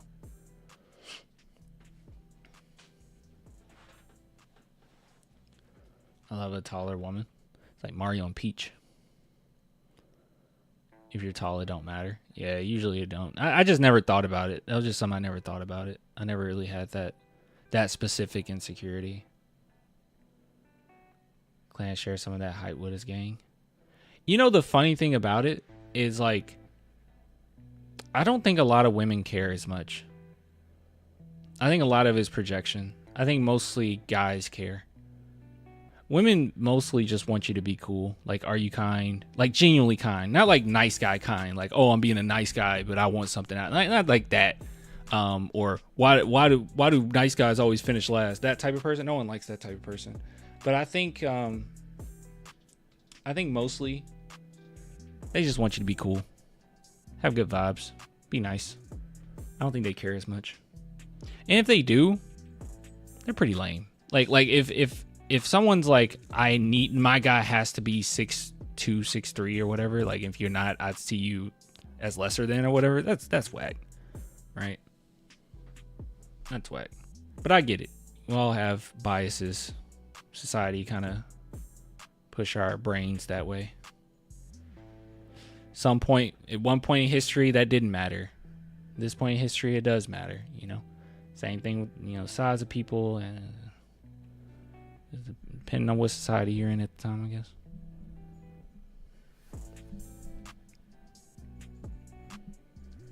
Danny Green was a Spur, for sure. He was Spurs. Oh, Chris says I'm 6'1". 5'7" is such a specific number. I'm saying she has to be minimum 5'7". Oh, okay. I'll take a... Oh, okay.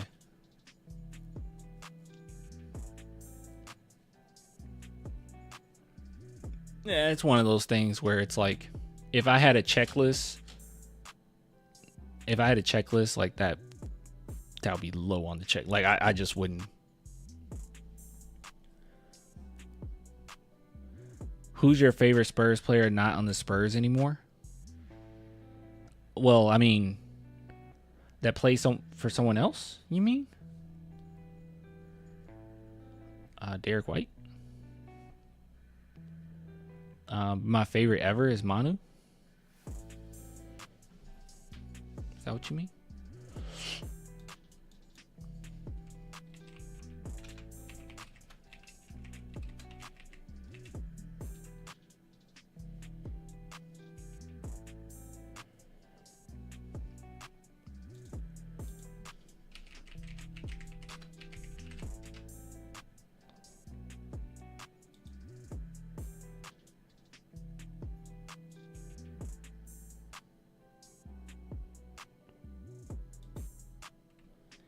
Yeah, when is the lottery again? It's mid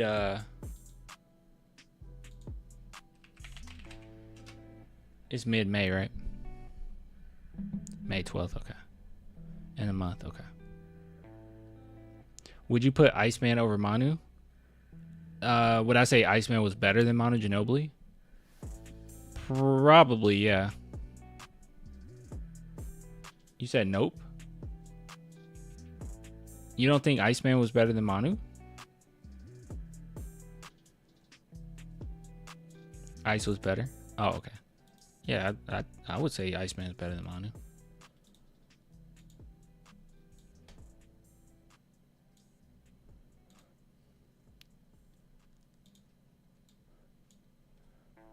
I don't like the arguments of like, this player has championships, therefore this player better than this player. Like, that's not necessarily true.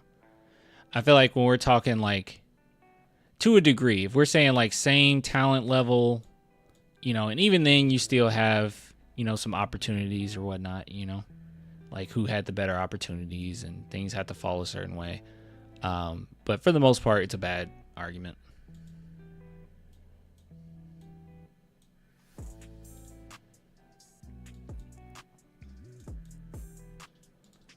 I think it's fine if you're comparing, LeBron to Kobe and Jordan and, other guys that you would put in that level, Tim Duncan, then you can put championships as one of your many arguments for or against a player. But I don't know. I don't want to do it with Manu and Iceman. Because, I mean, the fact of the matter is this. If Iceman was on the Spurs team, or the Manu team, he would have just as many championships. So...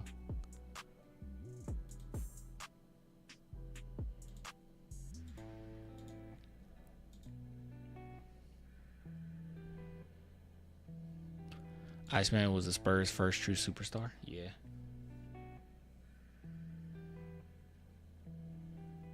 Manu had the secret, most important thing of being insanely exciting to watch.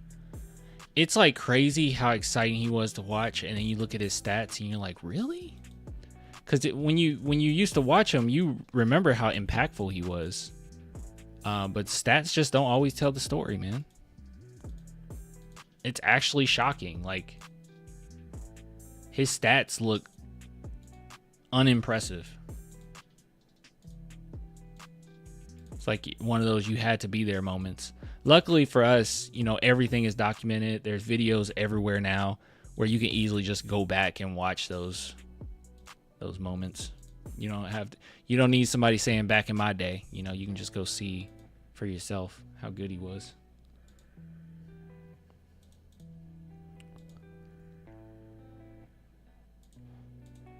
You know who else was really fun to watch? Jason Williams. Jason Williams was a lot of fun to watch. He wasn't as good as like a Manu or nothing, but like he was very fun to watch. He was a career six man. Yeah. Yeah, he was. Yeah, that's true. Yeah. Yeah, like Tim Duncan only averaged 20. Yeah, Tim Duncan stats too. It's just like, what the heck? Oh, white chocolate. Yeah, that dude was good, bro. Or he wasn't great. He wasn't great. But he was a lot of fun.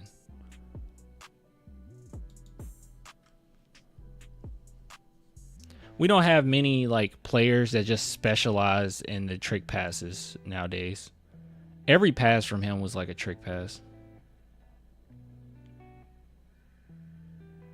Olympic gold medalist says it all. Yeah, that was impressive. Baron Davis was fun to watch. Yeah. NBA fans say they care about parity, but ratings always go up when there's a dominant super team. All that to say, Adam Silver, do what's best for business and send Coop to San Antonio.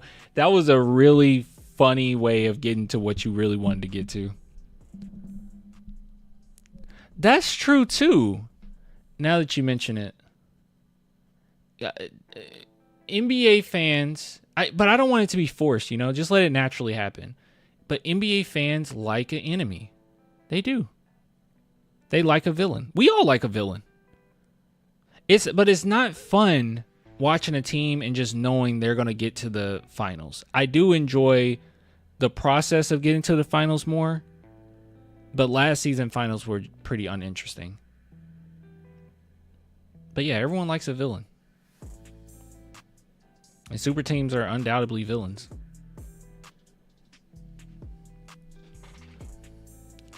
Boban is a Spur? I don't know. Tim Duncan's resume is up there with all-time greats. I think most meaningful and impressive stat is never winning less than 50 games. That is, I don't. That doesn't seem possible to play for like 20 years and never lose. Like to always have a winning record. That is actually insane.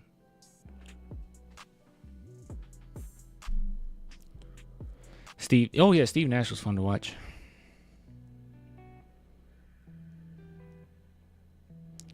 Can't imagine how the NBA's views are going to tank when Bron and Curry retire. Honestly, I think it'd be fine. I think Wemby is like that big. Like he's that big of a deal. We have some really great talent in the NBA. I think it's just kind of a transition period where those really great players that we haven't been on the biggest of stages yet, but they're getting there, you know? I think it's just a transition.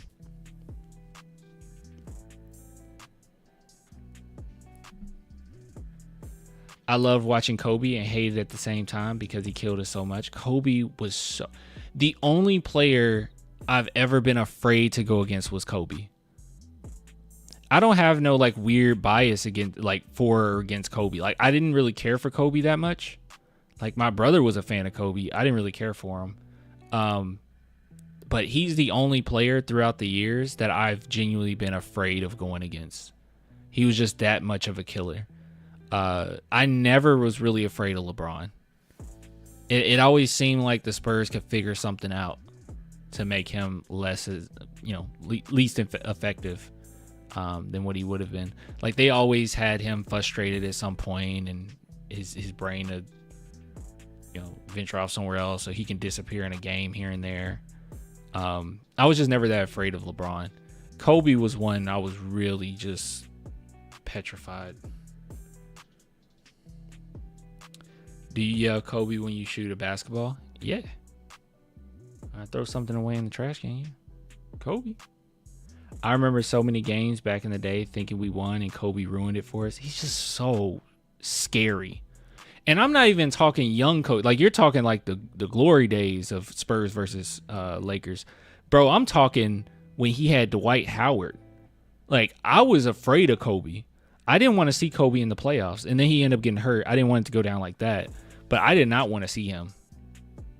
He was going on a run. He was just putting that team on his back. I was like, I don't know if we can beat him.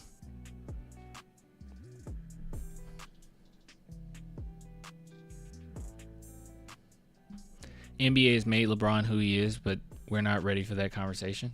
LeBron is a phenomenal talent, right? And he should definitely be tailored as one of the greatest to ever do it. For sure. He's just not. He just never was like that killer. Like 2016 was actually those finals was actually a year where I became a LeBron fan, and then I fell out of love the next season because he did the same stuff. But like that moment, 2016, is enough for him to be seen as one of the greatest ever. Like that performance was insane, and he was locked in.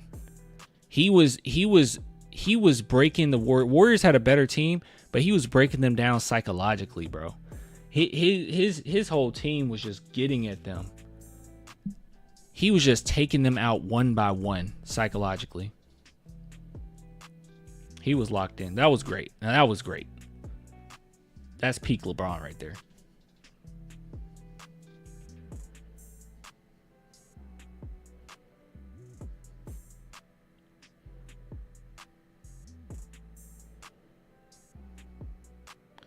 Yeah, LeBron is a guy where he's so versatile. You could run a rotation of 8 of him and be a winning team. Yeah, it's kind of crazy, right? I just can't get over his side shows he does and his dramatic showings. That's what I'm saying. You separate 2016, it's a lot of that. It's a lot of whining. It's a lot of flopping. It's a lot of complaining. It's a lot of showing up, when a series is lost to say, oh, my arm was hurting. I remember when the Spurs beat them, or we were in the finals and we were beating them down.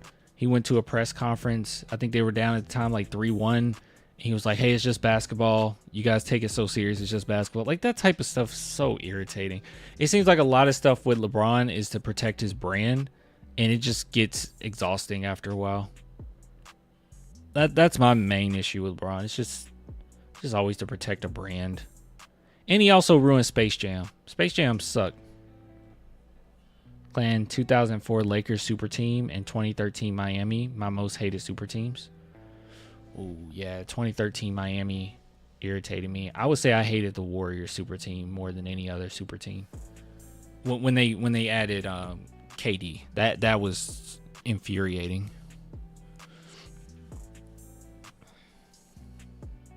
I got a lot of respect for LeBron, but he's had some super lame and corny moments as well. Yeah, like always saying, oh, I'm reading this book, and every time they get him on film, he's like on the first page. It's like, good God, bro.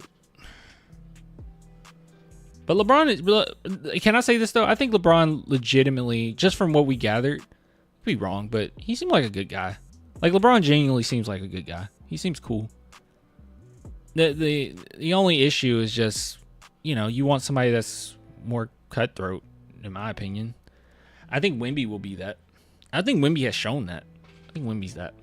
He's pretty cutthroat. He's like a Kobe. He's pretty nasty. But yeah, you just don't get that with LeBron. I like Curry though. Curry's cutthroat.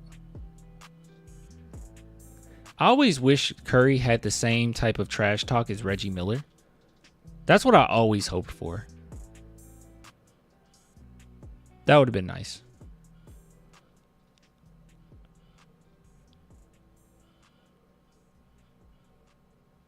I'm glad Curry peaked. If he didn't, LeBron would be the unquestioned GOAT. Yeah, because he would just be constantly beating teams. He always struggled. Most of the time struggled against the West. But now he's in the West. Pop would have made Luka run sprints like Boris. I guess people saying Curry is not good in clutch time. I don't know why. Who would say that? He actually is really good in clutch time. His clutch time numbers are horrible? Wait, really?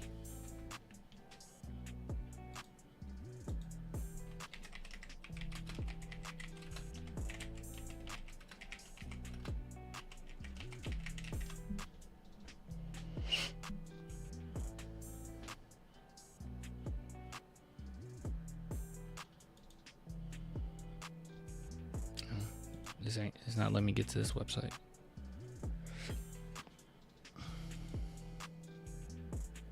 Oh gosh, I can't just look at the whole thing.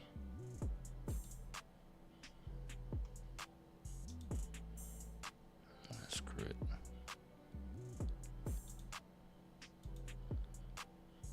It won't let me go to this website. This is for the best.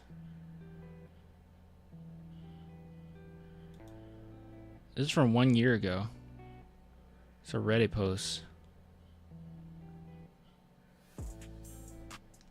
Yeah, 1 year ago, he was leading the league in the clutch with a 71% true shooting percentage. I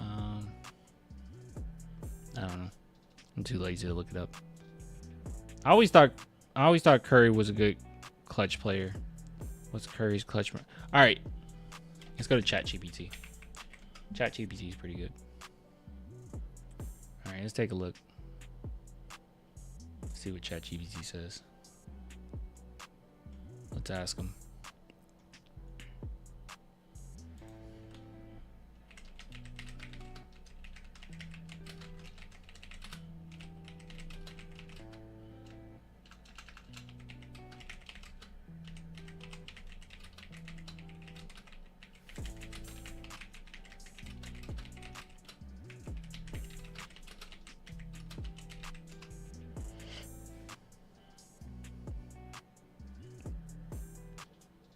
I thought you could continue without making an account. Oh, here we go.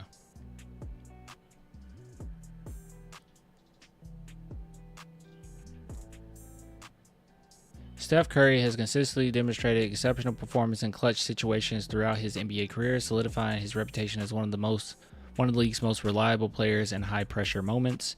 In 23-24 season, Curry led the NBA, 189 points scored in clutch time. Curry's clutch performances stand out even among other elite players. For instance, in 23-24 season, he scored 165 points in clutch situations, signifying outpacing Kyrie Irving, who scored 49 points in similar circumstances. Additionally, Curry's 32 clutch three-pointers that season were more than double Irving's total of 13. In the postseason, Curry has also excelled in clutch moments. Over his last 10 playoff appearances, he made 62 clutch baskets, surpassing other stars like LeBron James, Kevin Durant, and Kawhi Leonard. Yeah, guys, he's clutch. I think you might have got fooled by that narrative a little bit. There is this narrative going around that Curry isn't clutch, and I think it came down to what's crazy. I think it literally comes down to 2 plays. It comes down to 2 plays in the finals where he missed a shot because he missed the same shot twice in the finals when they really needed the shot. Like, and I think people took those 2 moments and they ran with saying he's not clutch.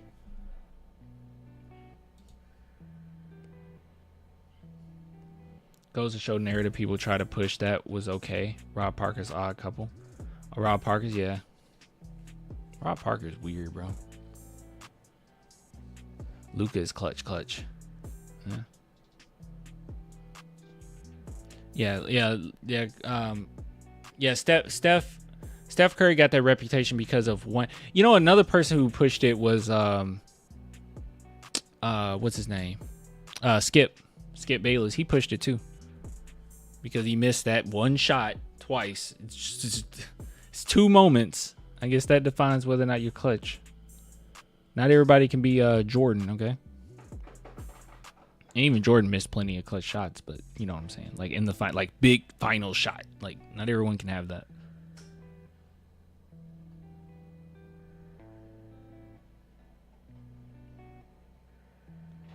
But this season, I didn't think Steph was clutch. Some memorable moments, maybe. I don't know. I feel like it's just a lot. I think it's a little unfair how much we put on Steph Curry as far as his clutchness, and we don't really put that on anyone else or another star. Really? Steph Curry is clutch.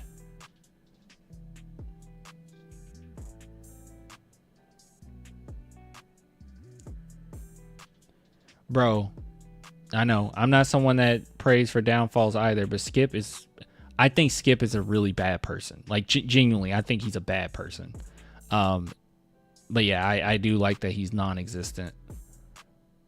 Bro was on Jubilee. He was on Jubilee arguing. Those Jubilee videos are awful, by the way. They're pretty awful. Jubilee actually used to be somewhat entertaining. Now it's just like, this is like borderline. Yeah, this is unethical. It's borderline unethical. Some of the conversation they have where they like, it'll be like, here's a reasonable person and here's a Nazi, and then they won't like, they won't butt in and try to say, hey, this side is wrong. Like, they take this middle stance on everything, and it's really gross, bro. I hate it, bro. Jubilee is whack. But yeah, he was on Jubilee arguing about LeBron, bro. LeBron or Jordan. What are we talking about? Jubilee is just rage bait now. That's all it is. It sucks, bro. And I just don't like, I think it's dangerous when you just take like a fence stance like that. I hate it.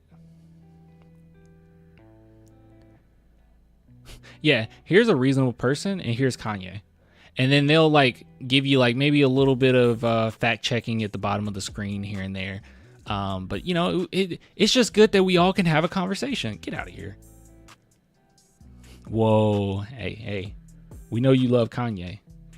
I know he made Graduation. I know. Don't talk about Kanye. I know he made Graduation. He made College Dropout. Great albums. We know, classics. Okay. That's deeply desperate on behalf of Skip to be on Jubilee. It is crazy for Skip to be on Jubilee. And YouTubers used to be able to react to Jubilee, and I think now it gets copyright claimed. Kanye has classics. Yeah, Kanye kind of lost it when his mom passed. He lost the plot. But of course he has classics. He's Kanye. Kanye was the man back in the day. You know, I don't like Kanye, obviously, because he's a Nazi. But it shouldn't be a but to that. But I will say this. I do give him a lot of credit and respect for basically making backpack rap popular. If it weren't for Kanye, I don't think that we get a Childish Gambino. I was a big fan of Donald Glover, by the way, growing up.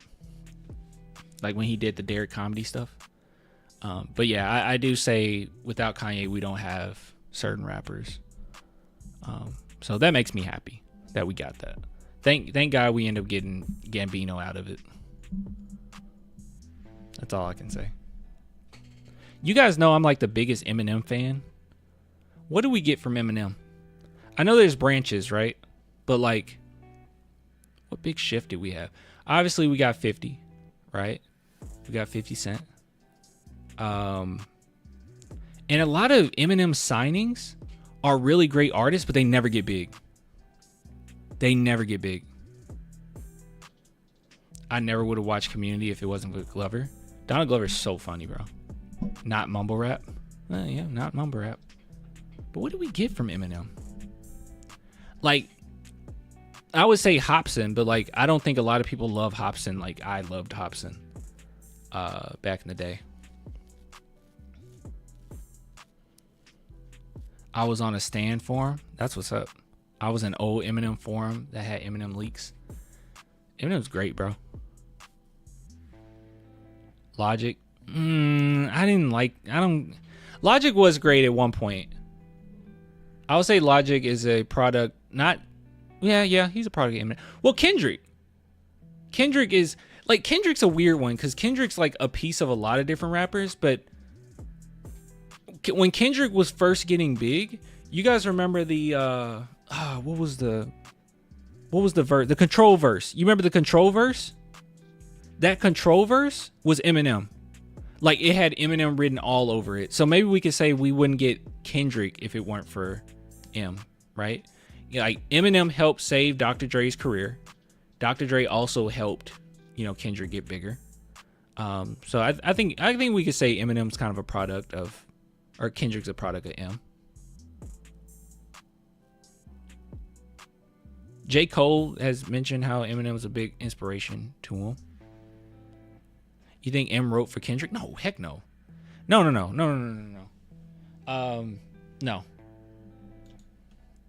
No, M never wrote for Kendrick Lamar. You can just look at, like, if you look at, listen to Mona Lisa. That was very, like, Eminem-esque, the way he wrote that. Was it Love Bound? Not Love Bound. Love Sick? What's the song Kendrick got with M? It's a really good song. It's interesting. But no, Kendrick Control verse. This is something Eminem would have said. I remember when I first heard it, I got irritated because I didn't know that Eminem loved Kendrick. Because he didn't think that Kendrick was like as great as he was at first. Like, I remember when they were getting ready to record together, he was like, no, don't let those people come in with you, because he thought he had a ghostwriter. Because he was like, this dude is so good, he has to have a ghostwriter. There. This right here, when he called out all the rappers, I'm trying to be better than all y'all. Big Sean, Jay Electron, Tyler, Mac Miller. He's like, I'm trying to murder all y'all. That was very Eminem-esque. But this right here, this last bar, I remember hearing this. I mean, like, that's an Eminem verse. That's an Eminem bar. Who trying to jump and get it? You better off trying to skydive off the exit window of 5 G5s with $5,000 with your granddad as a pilot, drunk as F, trying to land with a... This is Eminem. Like where it just like the ante gets higher and higher. You know what I'm saying? He just like ups the ante as he's rapping, and it's just like all these different rhymes. Doesn't that sound like Eminem? Here, I'll just try to say it straight through. I haven't heard the song in forever, but like, who trying to jump and get it? You better off trying to skydive out the exit window of 5 G5s with a $5,000 with your granddad as the pilot, drunk as F, trying to land with a hand full of arthritis and popping prosthetic leg, bumping Pac in the crock pit. So this is just him. Yeah, that's Eminem. Never noticed. That's what I'm saying. I remember people like praising this verse, and I used to get so irritated by it. He brings up Eminem in this verse too. I heard the barbershops be in the great debates of all time about who's the best MC. Kendrick, Jigga, and Nas, Eminem, Andre 3000. The rest of y'all, and he said, I'm trying to kill all y'all. So yeah, I'm actually getting ready to get off myself. Wayne has said he refused to battle Eminem, which is why he did songs with him. I have a theory. So Eminem said on, you can see I'm the biggest Eminem fan in the world. Hold on. What's that song? No Love? All right, so I have a theory. So Eminem mentioned on Recovery how he was getting ready to diss a bunch of rappers because he was jealous. He was jealous of how much radio play they were getting, how they were still rapping, and he wasn't because of drugs and everything. And I think this was like a subliminal dissing Lil Wayne in No Love. Let me see. Actually, I'm gonna go to Rap Genius. And I think no one ever caught it.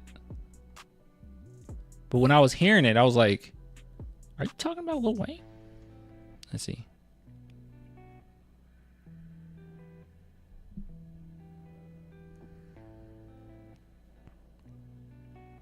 Yeah, this part, snatch the mic from him.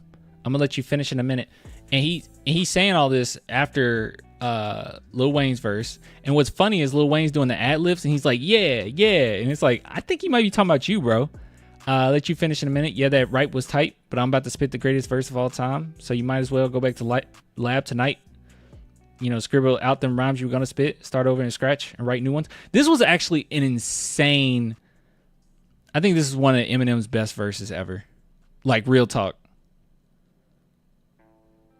I think this is one of Eminem's best verses ever.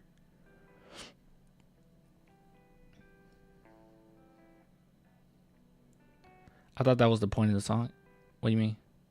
It was like a spar? Okay, maybe that was the point.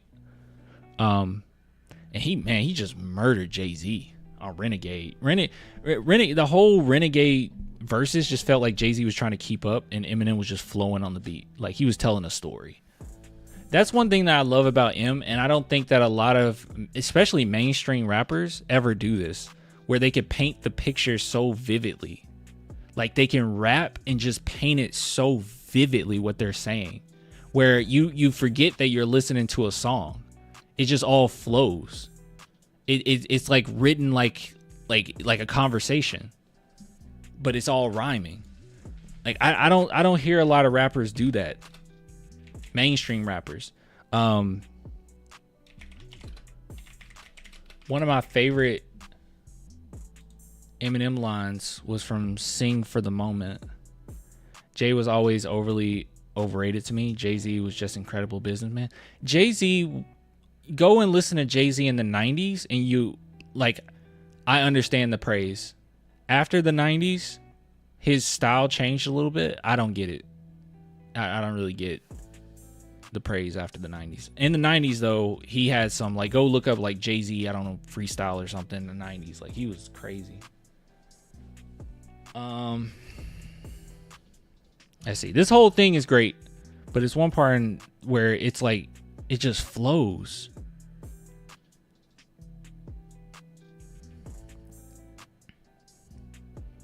Was it the third? It had to be the third verse. Yeah. Like, I could just read this. He talks about toting pistols. See, what these kids do is hear about us toting pistols, and they want to get one too because they think it's cool. Not knowing we're really just protecting ourselves, we entertain us. Of course, it's affecting ourselves, you ignoramus. But music is a reflection of self. We just explain it. And then we get our checks in the mail. It's effed up, ain't it? Like, it's just so smooth. How we come from practically nothing to being able to have anything that we wanted.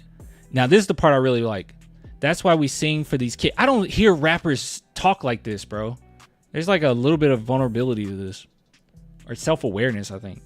But passion, right? He said, that's why we sing for these kids who don't have a thing except for a dream and a rap magazine, who post pin-up pictures on their walls all day long, idolize their favorite rappers and know all their songs. Or for anyone who's ever been through, ish in their lives. So they sit and they cry at night, wishing they die. So they throw on a rap record and they sit and they vibe. We're nothing to you, but we're the ish in their eyes. That's crazy. That's such a good, it's so smooth.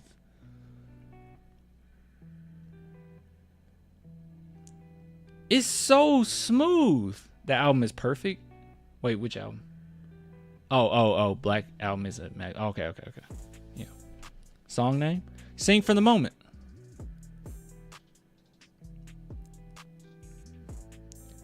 See, that's why we seize the moment, try to freeze it and own it, squeeze it and hold it, because we consider these minutes golden. Like, he was so smooth. Let me tell you the problem with modern Eminem. And I still love modern Eminem, okay? But it's a couple problems. One of which, there's nothing he can do about it. And the other of which, I don't think he really cares, right? One thing that's a problem with modern Eminem, he's just trying to one-up himself because he has nothing else to really rap about. And now we've seen him go down the pipeline of people getting canceled. Like, oh God, no, not another middle-aged man talking about being canceled, right? Why don't you cancel me? It's like, no one's going to cancel you, Em. Like, it's cringy, right? It's cringe. So he has nothing to really rap about. And he tried to make an album worth, while, but I thought the mixing was terrible. In Revival, that album's horrible. Not his verses, but just the mixing and the instrumental choices is terrible. But yeah, so he doesn't have anything to rap about.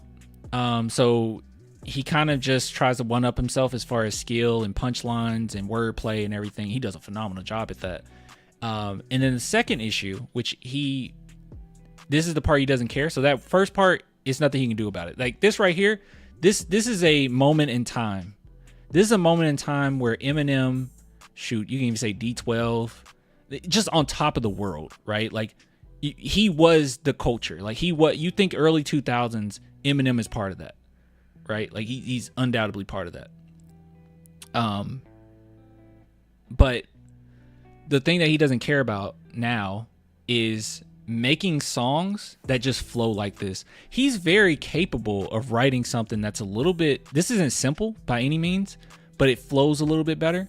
Nowadays, he's so choppy and so robotic because he's just trying to like get all these verses and all these, not verses, but all of these rhymes to fit like this puzzle and trying to just put it together and challenge himself, which is fine. I mean, I'd rather have this Eminem than no Eminem, but he doesn't really concern himself with how songs sound anymore so much, I don't think. Syllables. Yeah, like trying to fit all these different syllables. He got used to that slaughterhouse rhyme flow. Yeah. And it bothers me a little bit,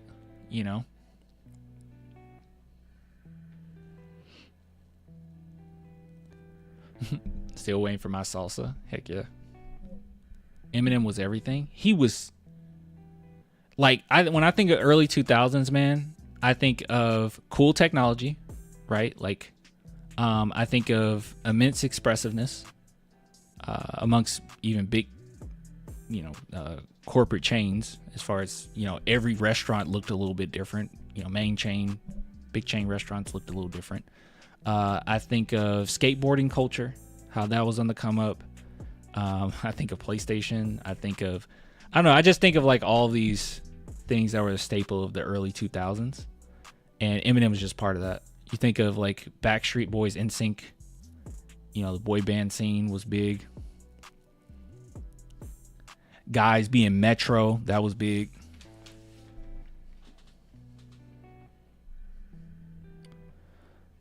What's that? You seen what I wrote about how his verse in Forever was a subliminal? No, I didn't see that. Clang, you seen what I wrote about Forever? Hold on.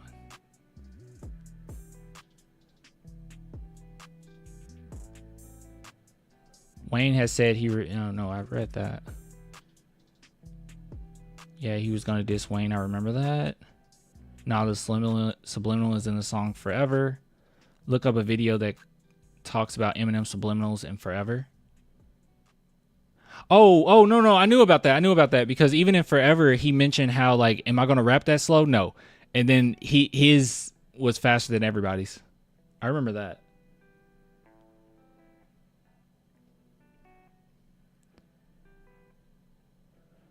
Oh crap. It looks like the stream might be going out. The chat stopped for some reason. I'm going to hop off anyways. It was a really great talk. I appreciate everyone coming through.